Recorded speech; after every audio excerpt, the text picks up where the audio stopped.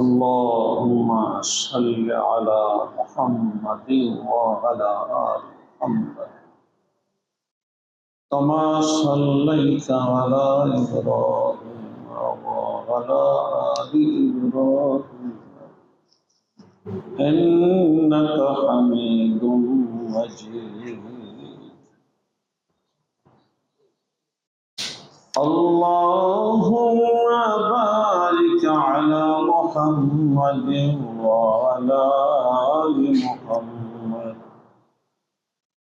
كما باركت على إبراهيم وعلى آل إبراهيم إنك حميد مجيد. সবাই দুরূদ পড়ি। اللهم صل على محمد وعلى آل محمد كما صليت على إبراهيم وعلى آل إبراهيم إنك حميد مجيد.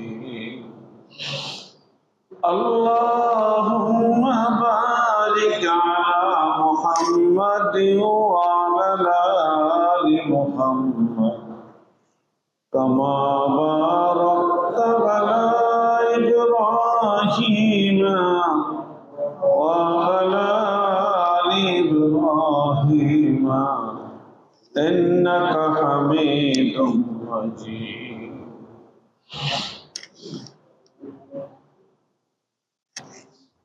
الحمد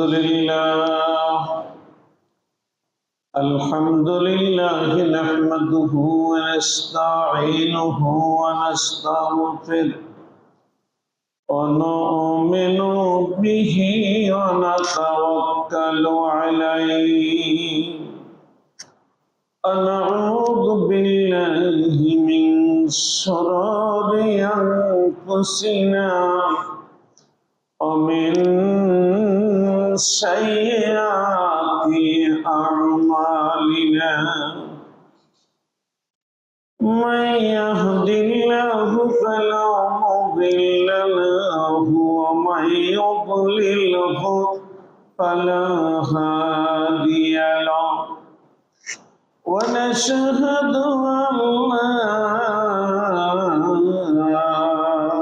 إله إلا الله وحده لا شريك له ونشهد أن سيدنا وحبيبنا مولانا محبوبنا محمدا عبده ورسوله.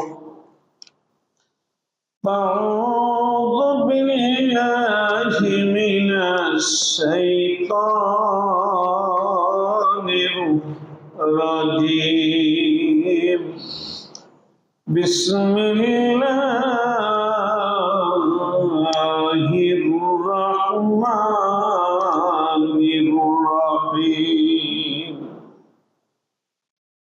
وما خلقت الجن والإنس إلا ليعبدون.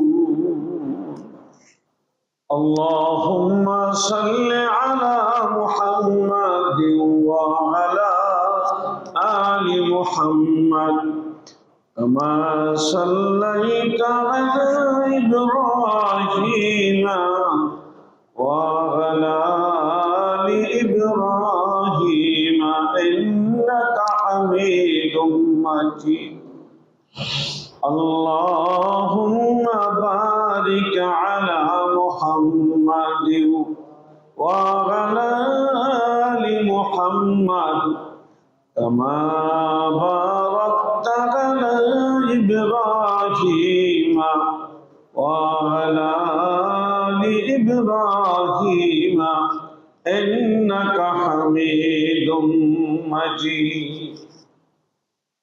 আলহামদুলিল্লাহ, সে আল্লাহ পাকের শানে লাখো কোটি শুকরিয়া আদায় করছি যে আল্লাহ সুবহানাহু ওয়া তাআলা আমাদেরকে আজকের দিনী মজলিসে একটু আগে থেকেই হাজির হওয়ার তৌফিক দান করছেন। আমরা শুকরিয়া আদায় করি। আমরা সবাই বলি আলহামদুলিল্লাহ।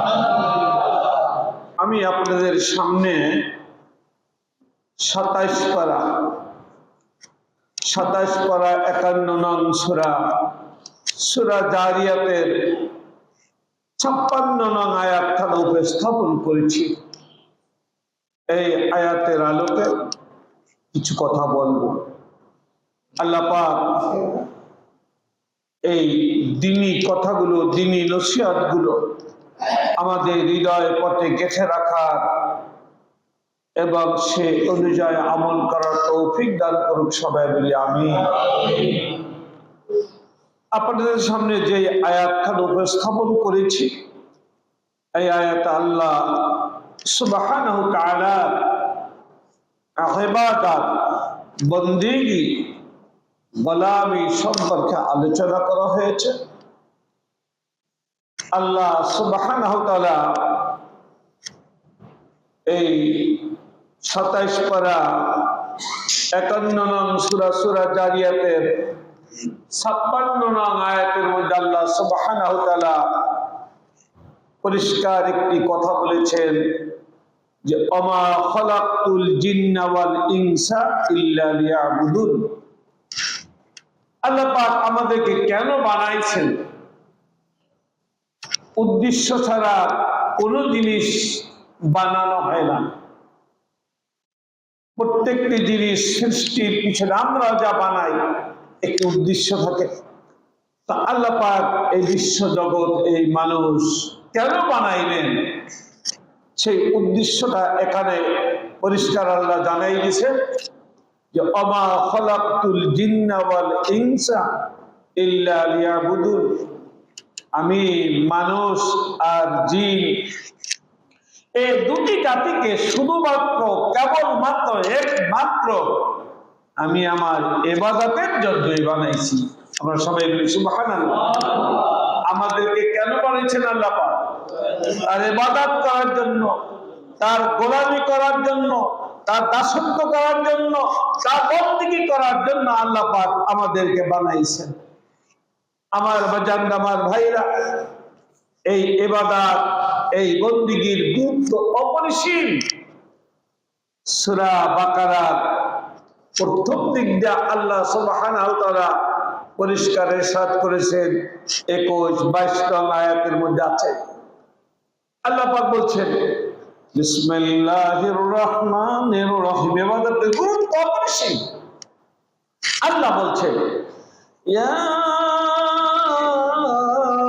আইয়ুহান নাসু উবুদু রাব্বাকুমুল্লাযী খালাকাকুম আল্লাযীনা মিন ক্বাবলিকুম লাআল্লাকুম তাত্তাকুন।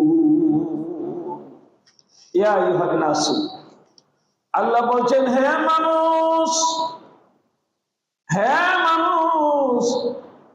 আমাদের উদ্দেশ্য করে আল্লাহ বলছেন হে মানুষ, তোমরা তোমাদের ওই প্রতিপালকের ওই মনিবে ওই সৃষ্টিকর্তা ইবাদত করো, বন্দেগী করো, গোলামি করো, যে আল্লাহ সুবহানাহু ওয়া তাআলা তোমাদেরকে এবং তোমাদের পূর্ববর্তীদেরকে সৃষ্টি করেছে। কে বানাইছেন আমাদেরকে?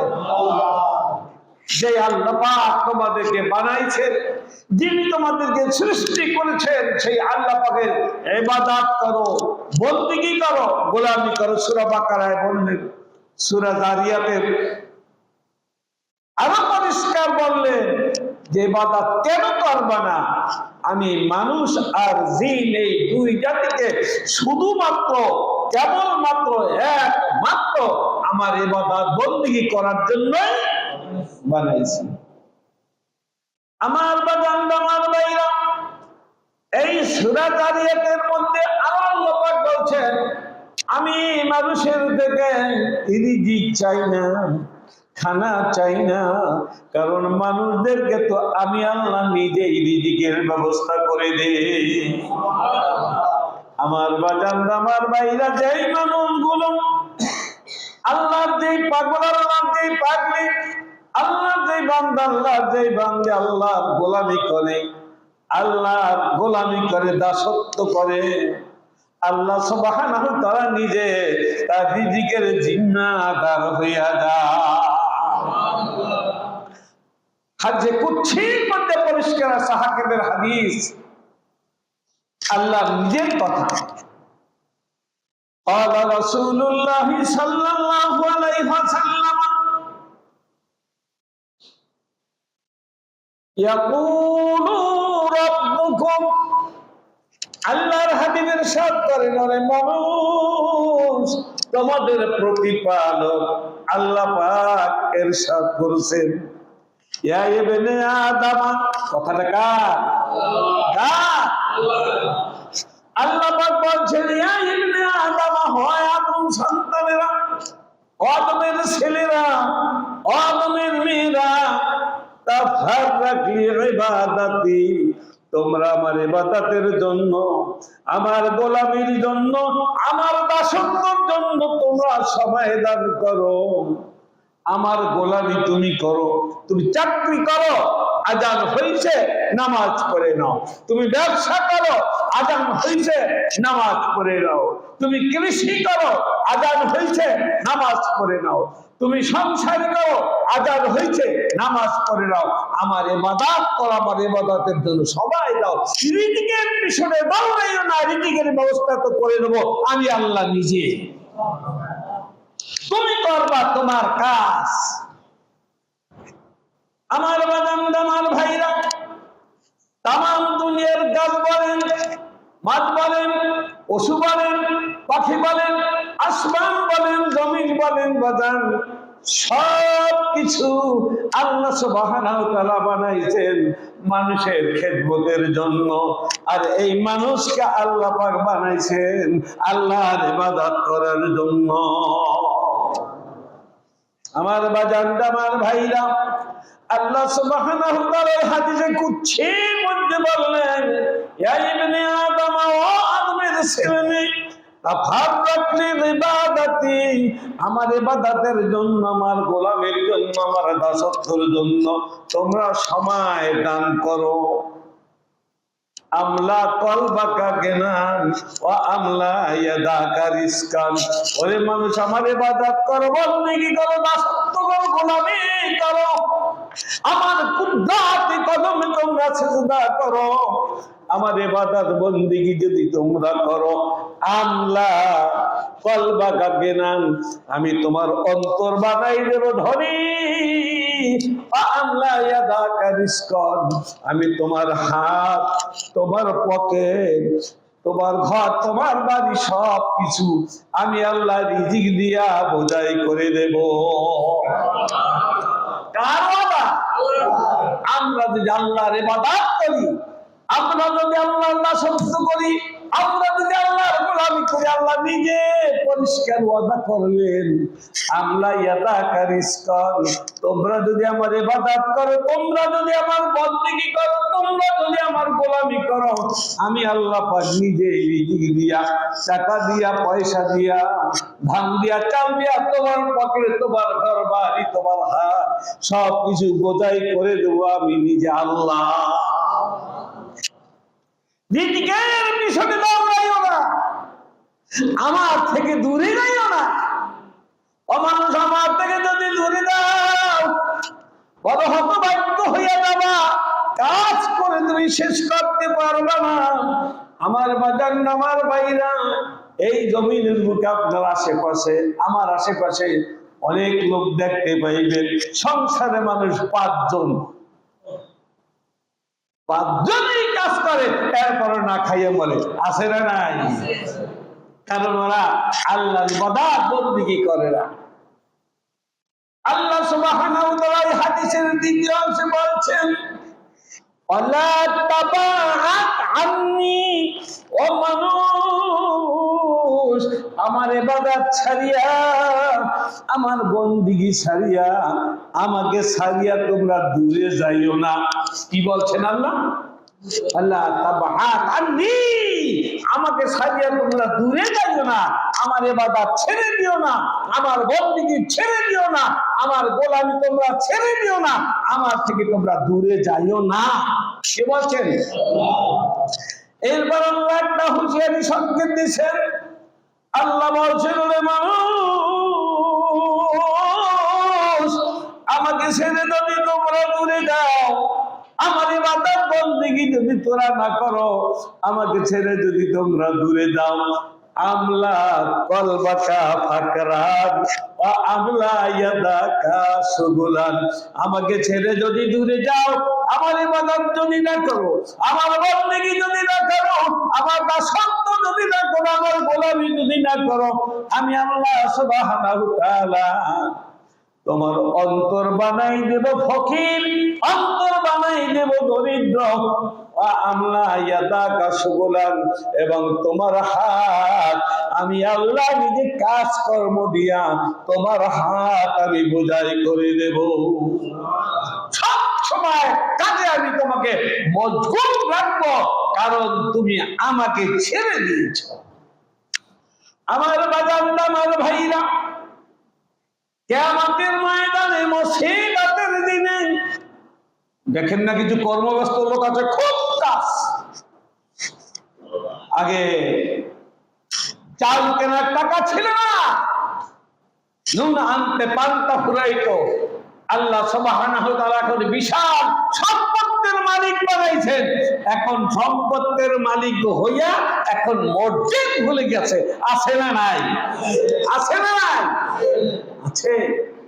আগে মসজিদ মুখী ছিল, জিকির মুখী ছিল, কোরআন মুখী ছিল, ওয়াজ মুখী ছিল, আল্লাহ মুখী ছিল। আল্লাহ যখন রিজিকের ব্যবস্থা করে দিলেন, তখন আল্লাহকে ছেড়ে এখন এই সম্পদ মুখী হয়েছে। আছে না এরকম? আমার বাজান, আমার ভাইরা, বিশ্ববিখ্যাত মুফাসসির হযরতুল আল্লামা আবুল সমরকন্দি রাহমাতুল্লাহ আলাইহি উল্লেখ করেছেন তামবিহুল গাফিলিন নামক কিতাবে।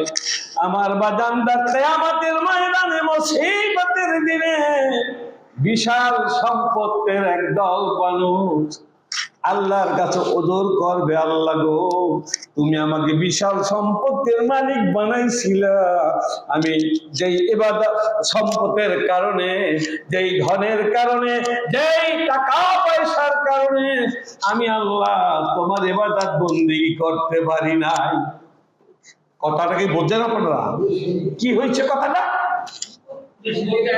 আল্লাহ বেশি সম্পদ, বিশাল সম্পদের মালিক তুমি বানাইছিলা, যার কারণে আমি তোমার ইবাদত বন্দেগী করতে পারি নাই।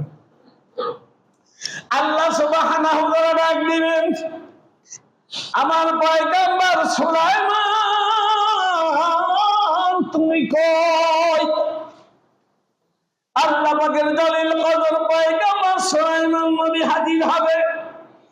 আল্লাহ সুবহানাহু ওয়া তাআলা সুলাইমান নবীকে দেখাইয়া বলবেন, আমার এই নবী সুলাইমানকে আমি তামাম দুনিয়ার বাদশা হিরান করেছিলাম, তাই না?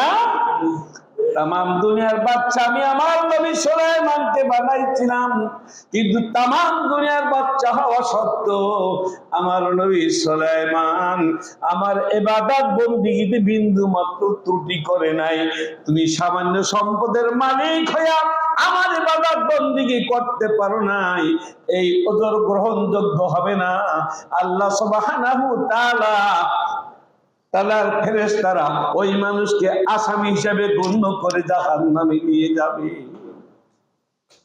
আমার বাজান, আমার ভাইরা, আরেকজন মানুষ হাজির হবে, তিনি বলবেন, মালিক আমাকে তুমি গরিব বানাইছিলা, খুব অভাবে ছিলাম, ধন সম্পদ ছিল না, আমি গরিব ছিলাম, পেটের যন্ত্রণায়, ক্ষুধার যন্ত্রণায়, ঘর ছিল না, বাড়ি ছিল না, আমি তোমার ইবাদত বন্দেগী করতে পারি নাই। আল্লাহ সুবহানাহু ওয়া তাআলা ডাক দিবেন, আমার পয়গম্বর ঈসা নবী তুমি কই? আল্লাহ দলিল কদর পয়গম্বর ঈসা নবী হাজির হইবে বাজান। ঈসা নবীর এই জমিনের বুকে কোনো ঘর বাড়ি ছিল না। আল্লাহ পাক বলবেন, ও বান্দা আমার নবী পয়গম্বর ঈসা নবীর দিকে তুমি লক্ষ্য করে দেখো, এই জমিনের বুকে আমার পয়গম্বর ঈসার কোনো ঘর বাড়ি ছিল না, কিন্তু আমার পয়গম্বর ঈসা নবী আমার ইবাদত বন্দেগীতে বিন্দু মাত্র ত্রুটি করে নাই। অর্থাৎ তোমার কোনো উযর আজকে কিয়ামতের ময়দানে গ্রহণযোগ্য হবে না। আর একজন হাজির হইবে, হাজির হইয়া বলবে, মালিক তুমি আমাকে মানুষের গোলাম বানাইছিলা, আমি মানুষের গোলামি করতাম, মানুষের গোলামি করার কারণে তোমার ইবাদত বন্দেগী আমি করতে পারি নাই। আল্লাহ সুবহানাহু ওয়া তাআলা ডাক দিবেন, আমার পয়গম্বর ইউসুফ তুমি কই? আল্লাহ দলিল কদর পয়গম্বর ইউসুফ নবী হাজির হবেন। আল্লাহ সুবহানাহু ওয়া তাআলা এই বান্দাকে উদ্দেশ্য করে বলবে, আমার বান্দা তুমি আমার পয়গম্বর এই ইউসুফ নবীর দিকে তাকাও। আমি আমার ইউসুফ নবীকে ওই মিশরের আজিজ মিশরের গোলাম বানাই দিয়েছিলাম। দীর্ঘদিন পর্যন্ত আজিজ মিশরের গোলামি আমার এই পয়গম্বর ইউসুফ করছে, কিন্তু আমার ইবাদত আমার বন্দেগীতে কোনো ত্রুটি বিচ্যুতি করে নাই। অর্থাৎ তোমার কোনো উযর আজকে কিয়ামতের ময়দানে গ্রহণযোগ্য হবে না। আরেকজন হাজির হইবে, হাজির হয়ে বলবে, আল্লাহ দুনিয়ার বুকে তুমি আমাকে ভীষণ অসুখ দিছিলা, অসুখের যন্ত্রণা আমি তোমার ইবাদত করতে পারি নাই। আল্লাহ সুবহানাহু ওয়া তাআলা ডাক দিবেন, আমার পয়গম্বর আইয়ুব তুমি কই? আইয়ুব আলাইহিস সালামকে হাজির করা হবে। আল্লাহ সুবহানাহু ওয়া তাআলা ওই ব্যক্তিকে উদ্দেশ্য করে বলবেন, আমার এই পয়গম্বর আইয়ুব নবীর দিকে তুমি তাকাও। আমার এই পয়গম্বর আইয়ুব নবীকে দীর্ঘদিন পর্যন্ত আমি ভয়ঙ্কর অসুখ দিয়েছিলাম, কিন্তু অসুখের কারণে আমার পয়গম্বর আইয়ুব নবী আমার ইবাদত আমার বন্দেগীতে বিন্দুমাত্র ত্রুটি করে নাই। অর্থাৎ তোমার কোনো উযর আজকে কিয়ামতের ময়দানে গ্রহণ করা হবে না। আমার বাজান, আমার ভাইরা, আল্লাহ পাক আমাদেরকে তার ইবাদত করার জন্য, তার বন্দেগী করার জন্য, তার গোলামি করার জন্য বানাইছেন। আমাদের রিজিকের ব্যবস্থা করেন কে? রিজিক একটি করা পরিষ্কার ভাবে জানবেন, পরিষ্কার ভাবে আমাদের রিজিকের জিম্মাদার আল্লাহ। যেই ব্যক্তি, যেই মানুষটি আল্লাহ পাকের ইবাদতের মধ্যে, আল্লাহর গোলামির মধ্যে, আল্লাহর বন্দেগীর মধ্যে ডুবে থাকে, তার রিজিকের কোনো টেনশন থাকার কথা নয়। তার রিজিকের ব্যবস্থা করে দেন কে? আল্লাহ। এরও দলিল আছে, বিসমিল্লাহির রহমানির রহিম। খুব ভালো মতো শুনি আমরা এই হাদিস কেনা।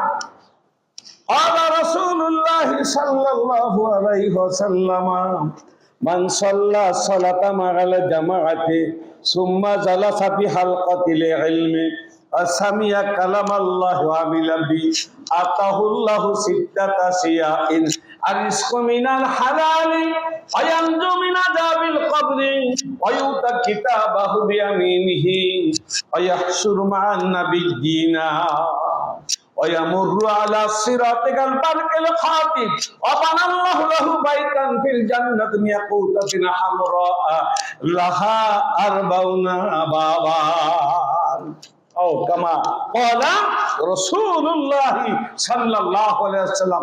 অত্যন্ত চমৎকার কথা, আমরা মন দিয়ে শুনবো, হৃদয় পটে গেঁথে রাখবো। কত সুন্দর কথা দেখেন। আল্লাহর হাবিবের ইরশাদ করেছেন, মান সাল্লা সালাতা মা'আল জামাতি, যেই মানুষটি জামাতের সাথে নামাজ আদায় করলো। কার কথা? কার কথা বলেন? কার কথা? যেই লোকটা জামাতের সাথে নামাজ আদায় করলো। আমার কথা না, রাসূলের কথা। নামাজ জামাতের সাথে এসে পড়বেন। এই মসজিদ এখানে আজান হয়, পাশের বাড়িতে বসে যদি আপনি একা একা নামাজ পড়েন, আপনার নামাজ কিন্তু হবে না। আল্লাহ রাসূল পরিষ্কার বলছেন, মান সামিয়ান নিদা, যেই লোকটা আজান শুনল, বিনা উযরে মসজিদে আসলো না, জামাতে সে হাজির হইল না, জামাতে নামাজ পড়লো না, লাম তুকবালা সাল্লাতুল্লাতি সাল্লা ফি বাইতিহা, ওই লোকটা বাড়ির মধ্যে বসে যেই নামাজ আদায় করলো, ওই নামাজ আল্লাহর দরবারে কবুল হবে না। নামাজ আমরা যা পুরুষি নামাজ পড়বো মসজিদে এসে জামাতের সাথে, ঠিক কিনা বলেন? যাই হোক, আলোচনা হচ্ছে আল্লাহর ইবাদত সম্পর্কে। আল্লাহ সুবহানাহু ওয়া তাআলার হাবিব ইরশাদ করেছেন, যে লোকটা জামাতের সাথে নামাজ আদায় করলো, একটা ইবাদত, সুম্মা জালাসা ফি হালকাতিল ইলমি, এরপর ইলমের মজলিসে বসলো, 2 নম্বর ইবাদত। ও সামিআ কালামাল্লাহ, এরপর আল্লাহর কালামের বয়ান শুনলো, কোরআনের বয়ান শুনলো, 3 নম্বর ইবাদত। ও আমিলা বিহি, যা শুনলো সেই অনুযায়ী সে তার জীবনখানা গঠন করলো, আমল করলো। আতাহুল্লাহ সিত্তাত আসিয়াইন, আল্লাহর হাবিব ইরশাদ করেছেন, আল্লাহ সুবহানাহু ওয়া তাআলা ওই মানুষটিকে 6টি পুরস্কার দিবেন। কয়টা? কয়টা? আল্লাহ পাকের কোরআনের বয়ান শুনে ওই অনুসারে আমল করলে পুরস্কার কয়টা? কয়টা? 6টা। দেখেন ইসলাম কত সুন্দর সমাধান দিয়েছেন। ইসলাম বলছেন কি, আমরা করি কি? আল্লাহর হাবিব ইরশাদ করেছেন তার পুরস্কার হলো 6টা। 1 নম্বর পুরস্কার হইল বাজান আর রিজকু মিনাল হালালে, যেই মানুষটা কোরআনের বয়ান শুনে ওই কোরআন অনুযায়ী জীবনখানা গঠন করবে, আল্লাহ সুবহানাহু ওয়া তাআলা হালাল শুনেন, হালাল উপায়ে আল্লাহ সুবহানাহু ওয়া তাআলা হালাল উপায়ে টাকা দিয়া, পয়সা দিয়া, ধান দিয়া, চাল দিয়া আল্লাহ সুবহানাহু ওয়া তাআলা তার ঘর, তার বাড়ি, এক কথায় তার রিজিকের যাবতীয় ব্যবস্থা করে দিবেন কে? তাও কি আর রিজকু মিনাল হালালে বলা হয়েছে, হালাল রিজিক। কি রিজিক? আপনারা কথা বলেন না, কি রিজিক? হালাল রিজিক। আমার বাজান ঘুষ খাওয়ার দরকার হবে না, সুদ খাওয়ার দরকার হবে না, ব্যবসায় ভাগাও দেওয়ার দরকার হবে না, অন্যের জমির সীমানা ভাঙ্গার দরকার হবে না, এতিমের মাথায় বাড়ি দেওয়ার দরকার হবে না। কোরআনের বয়ান শোনেন, ওই অনুযায়ী জীবনখানা গঠন করেন, আল্লাহ সুবহানাহু ওয়া তাআলা হালাল উপায়ে টাকা দিয়া, পয়সা দিয়া, ধান দিয়া, চাল দিয়া আপনার ঘর বাড়ি সব কিছু বোঝাই করে দিবেন আল্লাহ পাক। হালাল উপায়ে রিজিকের ব্যবস্থা করে দিবেন আল্লাহ পাক। পয়েন্টটা ব্যাপক ব্যাখ্যাটা শুধু করলাম, 1 পুরস্কার, 1 2। হালাল উপায়ে রিজিক পাইলেন, দুনিয়াতে অত্যন্ত চমৎকার স্বাচ্ছন্দ্যের সাথে জীবন যাপন করলেন, আপনি কবরে গেলেন। হ্যাঁ, কত সুন্দর কথা। আমার বাজান আমার ভাইরা, কোরআনের বয়ান শুনুন, ওই অনুযায়ী জীবনখানা গঠন করুন। আল্লাহর হাবিব পরিষ্কার বলছেন, আয়ানজু মিন আযাবিল কবরি, যেই মানুষটা কোরআনের বয়ান শুনে ওই অনুসারে জীবনখানা গঠন করবেন, মৃত্যুর পরে কবরের যাবতীয় আযাব গজব থেকে আল্লাহ সুবহানাহু ওয়া তাআলা তাকে নাজাত দিয়ে দিবে।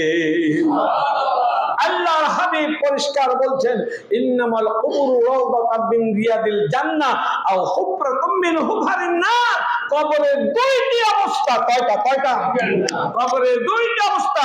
কারো কোন কবর হইবে জান্নাতের একটি টুকরা, আর কোন কবর হইবে জাহান্নামের একটি গর্ত।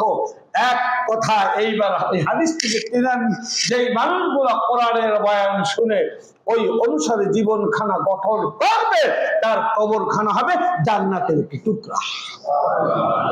দুইটা পুরস্কার। পুরস্কার দিল কয়টা? 6টা। 3 নম্বর পুরস্কার বাজান, আল্লাহর হাবিব বলছেন ইউতা কিতাবাহু বিয়ামিনিহি, এই কোরআন শুনিয়া কোরআন অনুযায়ী যেই মানুষটি জীবন যাপন করবে, কোরআন অনুযায়ী যেই মানুষটি তার আমলনামাখানা গঠন করবে, আমার বাজান আমার ভাইরা, কিয়ামতের ময়দানে মুসিবতের দিনে তার আমলনামা সে সামনের দিক দিয়ে ডান হাতে পেয়ে যাবে। অনেক ব্যাখ্যা, প্রত্যেকটা পয়েন্টের তাফসীর একদিন পর্যন্ত করলে তা তো শেষ হয় না।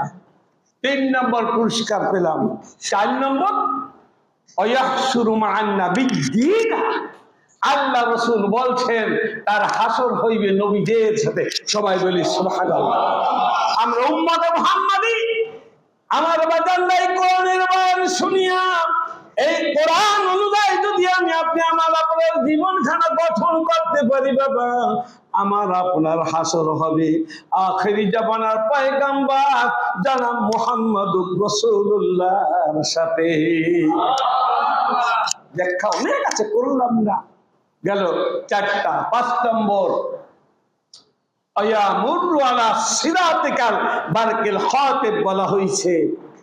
আমার বাজানরা কোরআনের বয়ান শুনিয়া ওই অনুযায়ী যেই মানুষটি তার জীবন যাপন করবে, জীবন গঠন করবে, আমল গঠন করবে, কিয়ামতের ময়দানে মুসিবতের দিনে 30,000 বছর রাস্তায় পৌঁছাখানা বিদ্যুতের চমকের মতো, বিজলির চমকের মতো পার হয়ে অপর পারে লোকটা চলে যাবে।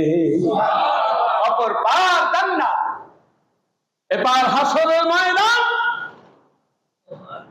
ব্রিজ, পোল, সেতু, ছাতা, যার নাম পলছড়া, অপর পারে হইল আল্লাহর পাকের জান্নাত। এই কোরআন অনুযায়ী যেই ব্যক্তিটা জীবন যাপন করবে আল্লাহ রসুলের সাথে, কিয়ামতের ময়দানে পলছড়া পার হয়ে সে অপর পারে চলে যাবে, জান্নাতে যাবে। এই জান্নাতে যাওয়ার পরে তার জন্য আরো স্পেশাল আরেকটি পুরস্কার, সেটা হলো আবানাল্লাহু লাহু বাইতান ফিল জান্নাতে মিয়াকুতাতিন হামরা লাহা আরবাউনা বাবান, তার জন্য জান্নাতের মধ্যে স্পেশাল এমন একখানা গৃহ বানানো হইবে যে গৃহের দরজা 40টি। শেষ করে দিচ্ছি আর একখানা হাদিস বলে বাদান, আল্লাহর ইবাদত, আল্লাহর ইবাদত, আল্লাহর ইবাদত যারা করবে আল্লাহর জান্নাত তাদের জন্য পুরস্কার। আল্লাহর নবীর জলিল কদর সাহাবী, হাদিসখানা বাংলায় বলবো, বেশি সময় কম। আল্লাহর নবীর জলিল কদর সাহাবী আবু হুরায়রা রাদিয়াল্লাহু তাআলা আনহু থেকে বর্ণিত হাদিস।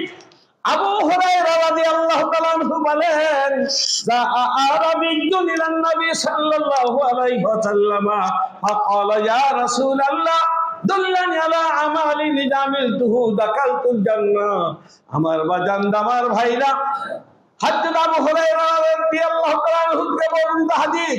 আবু হুরায়রা রাদিয়াল্লাহু তাআলা আনহু বলেন, ও দুনিয়ার মানুষ, উম্মত মুহাম্মাদিরা তোমরা শোনো, আল্লাহর নবীজির কাছে একজন বেদুইন সাহাবী, বদু গ্রাম্য সাহাবী আসলেন এবং এসে রাসূলের কাছে বললেন, ইয়া রাসূলুল্লাহ, হে আল্লাহ রাসূল, দুল্লানি আলা আমালিন আমিলতুহু দাখালতুল জান্নাহ। হুজুর, আপনি আমাকে এমন একটু নসিহত করেন, এমন একটি আমলের সন্ধান আপনি আমাকে দেন যা আমল করলে ডাইরেক্ট আমি আল্লাহর বেহেশতে যাইতে পারি। সুবহানাল্লাহ। মুহাদ্দিসিনে কেরাম এই হাদিস সম্পর্কে ব্যাখ্যা করতে গিয়ে বলেন যে এই আগন্তুক লোকটি সরল মানুষ ছিলেন, সরল লোক, গ্রামের মানুষ। ওনার বচন ভঙ্গির অর্থ এটাই ছিল যে হুজুর, আমি বেশি ওয়াজ শুনতেও চাই না আর আমার মনেও থাকে না, কিন্তু আমার বেহেশতে যাওয়া দরকার, এমনি আমি সহজে বেহেশতে যাইতে পারি এমন একটি আমলের সন্ধান আমাকে দেন। সবাই বলি সুবহানাল্লাহ। এরকম কথা আমরা বলি না হুজুর থেকে, বুঝি না বেহেশতে দাওয়াত যাইতে পারবো কেমনে, সহজে একটা কথা বলে দেন। সাহাবী এইভাবেই বললেন। কথা মনে রাখি, আল্লাহর হাবিব বললেন, তাবুদুল্লাহ ওয়া মা মনে রাখবে শুধু পয়েন্ট গুলো। আল্লাহর ইবাদত করে এক, আলা তুশরিকু বিহি শাইআন, আল্লাহর সাথে কাউকে তুমি শরীক করিও না। দুই, অতুকিমুস সালাহ, নামাজ কায়েম করো। তিন, অতুতু যাকাতাল মাফরুদা, ফরজ যাকাত দিয়ে দাও। যাদের উপর যাকাত ফরজ হয়েছে যাকাত দিয়ে দাও। যাকাতের আলোচনা অনেক করেছি। আমার মুসলিমরা, আমি আপনাদেরকে একেবারে আপন সন্তানের মতো খুব বেশি ভালো থাকি। অনেক আছেন এখানে আমার চোখের সামনে এখন দেখি অনেক উপর যাকাত ফরজ হয়েছে, আপনারা যাকাত দেন না, যাকাত দিয়ে দিন। যাই হোক, আল্লাহ নবী সাহাবীকে 4 নম্বর বললেন তুমি মালের যাকাত দিয়ে দিও। 1 নম্বর বললেন আল্লাহর ইবাদত করো। 2 নম্বর বললেন আল্লাহর সাথে কাউকে শরীক করিও না। 3 নম্বর বললেন নামাজ কায়েম করো। 4 নম্বর বললেন তুমি মালের যাকাত দিয়ে দাও। 5 নম্বর বললেন আতাসুমু রমাদান, রমজান মাসের রোজা রাখো। কয়টা? 5টা। আল্লাহর নবী তার পবিত্র জবান বন্ধ করলেন। আল্লাহ নবী তার পবিত্র জবান বন্ধ করার সাথে সাথে ওই সাহাবী বললেন আল্লাযী নাফসি বিয়াদিহি লা আজিদু আলা হাদা। ওই সাহাবীর সাথে সাথে কসম করে বললেন যে আল্লাহর হাতে আমার জীবন, আল্লাহর নামের কসম করে আমি বলছি যে এই কথা কয়টা শুনলাম, এই কথা কয়টা সারা জীবন আমি পালন করে যাব, আমি বেশি করব না। এই কসম করে সাহাবী নিজের বাড়ির দিকে চলে যাচ্ছেন। ওর কাছে যাইতেছেন। 32 দিন মতো নিস্তব্ধ, কেউ কোনো কথা বলেন না। আল্লাহ নবী জবান খুললেন। আল্লাহ নবী বললেন মান সাররাহু আইয়ানজুরা রাজুলাম মিন আহলিল জান্নাতে ফালিয়ানজুর ইলা হাদা। তোমাদের মধ্যে কেউ যদি একজন জান্নাতি মানুষকে নজর দুইটা জুড়াইতে চাও, চোখ দুইটা জুড়াইতে চায়, সে যেন এই লোকটার দিকে নজর করিয়া দেখে। আল্লাহ পাক আমাদের সকলকে এই সংক্ষিপ্ত আলোচনা মনে রাখা, আমল করার তৌফিক দান করুক সবাই বলে আমিন। ওয়া মা আলাইনা ইল্লাল বালাগ।